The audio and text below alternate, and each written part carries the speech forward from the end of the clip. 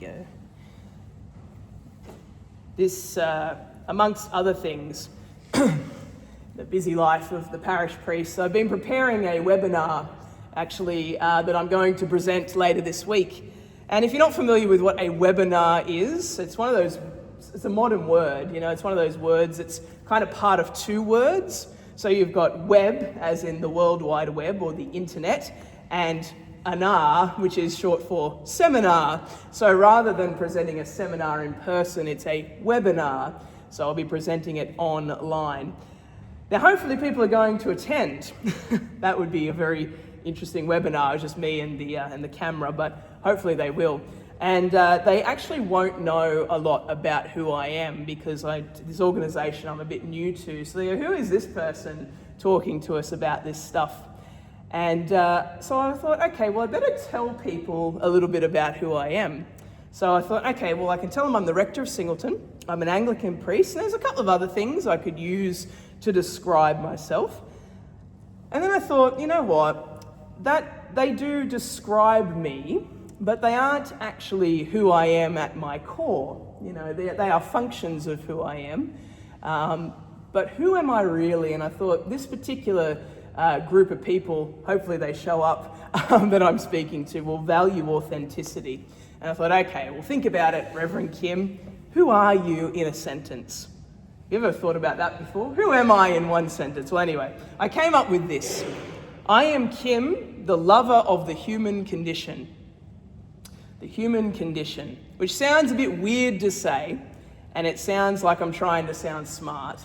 But I considered it. And I thought, no, actually, that probably is the best way to describe me. There's a billion other ways, but I am someone who loves the human condition. I'm invested in people. I like learning about people, hearing their stories, and being with them. Now, what do I mean when I say the human condition? Because you can say these words and they mean nothing. Like, oh, that's great, Reverend Kim. What does that even mean? What is the human condition? Well, philosophers have been asking that question since the dawn of time. So I'll try and sum it up in my 10-minute sermon today. What is the human condition? It's broad term, but what it generally means is all the characteristics of human life. Now, you're all humans, so you know what I mean, but we can also say things like birth, learning, all the learning events we have in our lives, emotions, morality, sexuality, religion, conflict, and even death. Death is part of the human condition. And as Christians, now we've got an image of the human condition that we say that death is a certainty. So if you're alive, death is a certainty.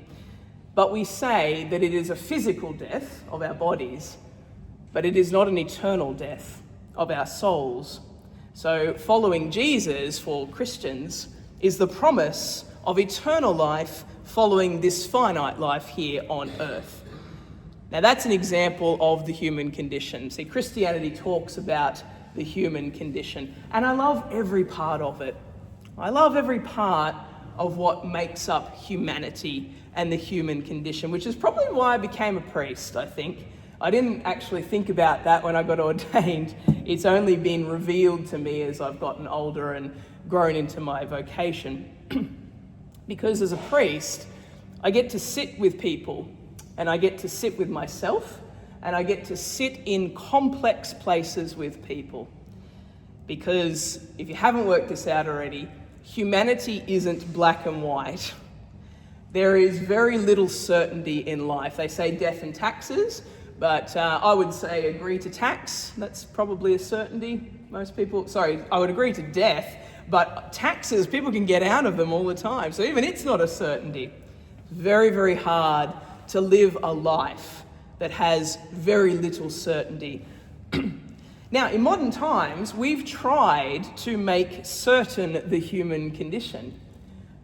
People have tried to do it for a long time, but in modern times, it looks like insurance. And if your insurance has gone up, and I know it has for pretty much everybody that I've spoken to, it has gone up for our parish as well, that is an example of humans trying to tame the uncertainty, to make certain uncertainty. You can't predict a flood, as you would remember when the floods hit Singleton not that long ago. So people buy insurance because you can't predict the flood. And of course the insurance companies go, well, in that case, we're going to double it. Anyway, I could do a whole sermon on that, and I'm not going to. It's not good or bad. It just is what it is. It just is what it is, you know. Now, if you think the Bible and the church doesn't speak about the human condition, think again. It very much does, and often it's because we don't think it does because we're afraid to talk about it. But actually, I said to the serving team in the vestry a minute ago, Paul served it up to me on a platter this week in that Romans chapter, the human condition. He is speaking of this very thing. I'm interested so much in Paul as a human, but I'm interested in you as a human as well, in your humanity. And I want to speak into it with Romans 9. See, because Romans 9 doesn't begin with certainty. You know, Paul's a great theologian, and his theology has based, the whole church is based on what Paul thinks a lot of the time.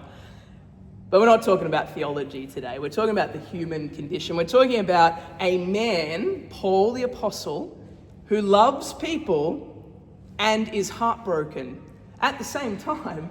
At the same time. He's a real pastor at this point. That people talk about Paul the pastor. Paul is a pastor at this point. And actually that is what we are called to do as Christians and as priests, but particularly all of us as Christians, is to pastor, to be with one another. Michael Ramsey. Some of you might have heard of Michael Ramsey. He was the 100th Archbishop of Canterbury. Imagine being number 100 in that list. He was the 100th Archbishop of Canterbury. He is one of my heroes. He said once that the duty of the church is to be heartbroken for the world, and its Archbishop to be heartbroken with it. The duty of the church is to be heartbroken for the world, and its Archbishop to be heartbroken with it. And I went, oh my goodness, what a beautiful man Michael Ramsey must have been. I think he was sort of around when I was probably born, so I didn't get to sort of live in the same universe as him. But reading his writings, so inspiring to me. And I've always had that as my personal motto, actually. You replace Archbishop with Rector, it's the same thing. You know, the duty of the church is to be heartbroken with the world and its Rector with it. We're speaking about love today. We're speaking about the human condition. We're speaking about Paul's anguish. We're not talking about the love we see in romance movies. Nothing wrong with that. Not at all. I'm talking about real, gritty, messy, torturous love. You know, the type that feels like it hurts and it beams at the same time. Paul speaks of it. Jesus is always talking about it. A little bit less today. We had the loaves and the fishes story, but there is love there in his actions. Jacob wrestles with it in that first reading. Jacob's wrestling with God in that particular reading. That is why it has such a profound effect on him physically. He walks with a limp, and his whole life is changed because he's now called Israel.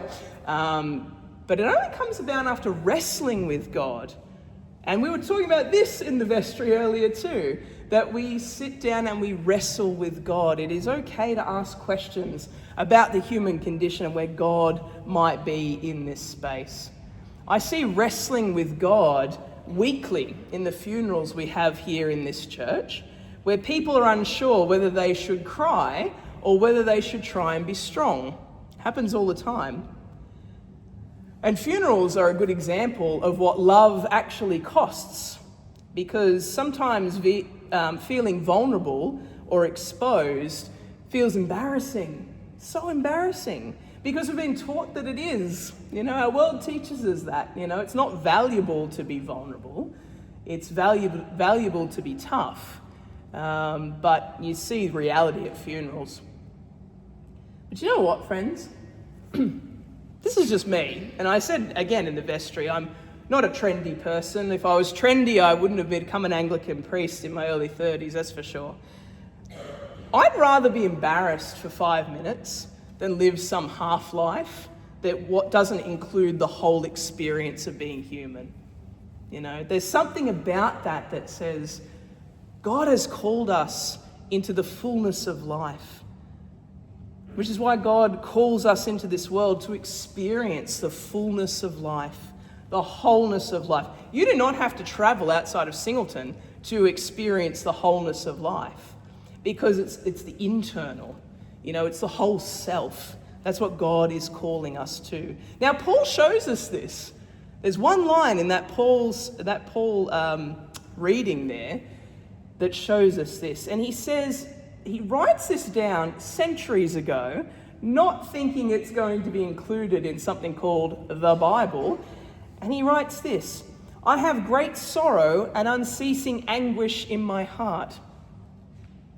Which is just an old-fashioned way of saying, I am really, really upset about this, so much so that I wish I could die. That's what he's saying. He wrote that to the church in Rome. It's a very vulnerable thing to write. And here we are, you know, not quite 2,000 years later, talking about it in church. You've all felt that way before. I know you have, because you've experienced the human condition. You experience it just as much as I do. Maybe Paul today, friends, is giving us permission. In that one line, that one line of Paul. There's a heap of theology in that. Well, as I said, we're not touching theology today, we're talking about love. Paul says, here's the permission to be all that you are, be afraid, uncertain, full of contradictions, and still worthy of God's love. Wow, imagine holding that. Feeling afraid, uncertain, full of contradictions, hypocrisy, all sorts of things, and still worthy of God's love. My life's journey, I've concluded that questions are more important than answers, actually. The questions we ask are more important than the answers. And I love the people in my life who don't let me get away with the easy answers, because there aren't any. There's no easy answer to life. There's only complexity. Now, Paul tells us in that little chunk that we have from him that he can't understand why some people choose not to follow Jesus when Jesus is very clearly the Messiah. You know, you go back and read through these educated people, the Pharisees and the scribes, they're all lawyers. They were very, very clever people. They've read the scriptures, they see Jesus who fulfills it, and they still go, nah, not going to follow him. And Paul can't really understand why that is, but he just has to live with it. He has to live with this reality that he'll probably never know, at least this side of heaven. I think that's similar in our lives, that we have to live with the fact that suffering, sadness, the maddening frustrations of love exist, and we may never know why this side of heaven. But I'm going to leave you with this, because I can tell you this for sure. This is a surety in a world of complexity. Here's a surety. Love is the only sane and satisfactory answer to the problem of human existence. I'm going to repeat that because it's a bit complex. Love is the only sane and satisfactory answer to the problem of human existence. Love is the answer. This week, this life, friends, it's not just about this week, it's about this life, your one beautiful life. When you come up against the human condition, it's dizzying highs and it's terrifying lows and everything in the middle. Know that you have a God who is the God of complexity, who can sit in that space and feel it and be in it with you and doesn't require easy answers. And know that I too am willing to sit in that complexity of life with you as well. Amen.